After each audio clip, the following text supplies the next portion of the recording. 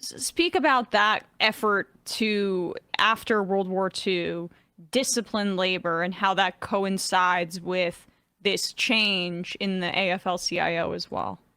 Yeah, because the labor movement throughout the late 30s and 40s had grown to unprecedented heights. So by the end of World War II, roughly 35%, there was roughly 35% union density in the private sector. Like 1 in 3 non-agricultural workers in the US was unionized. It's incredible. Now we're in the single digits, right?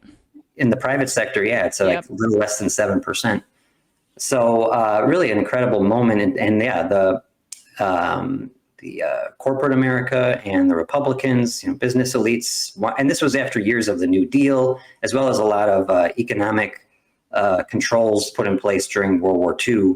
And so the business elites were like really eager to clamp down on the power of labor, especially after late 45 and 1946, the biggest strike wave in US history, 5 million workers on strike to make sure that they could maintain good wages amid inflation after the war. And partly there was kind of this backlash to all these strikes. In 1946, the midterm elections that year, the Republicans took control of Congress for the first time since before the New Deal had started. And this Congress members included people like Joseph McCarthy and Richard Nixon and others like ardent anti-communists who were eager to make a name for themselves. And they directly tied opposition to the Soviet Union to opposition to the labor movement here at home, and passed the Taft-Hartley Act in 1947 over President Truman's veto.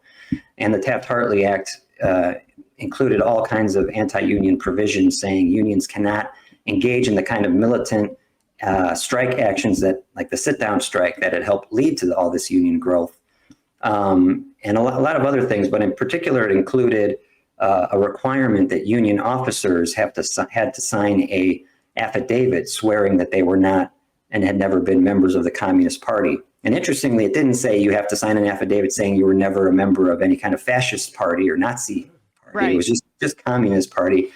And some of the CIO leaders and unionists, either because they were communists or because they were just sympathetic, or just didn't agree with this, they refused to go along and sign these affidavits, and that was part of the pretext for why they got kicked out of the CIO. How did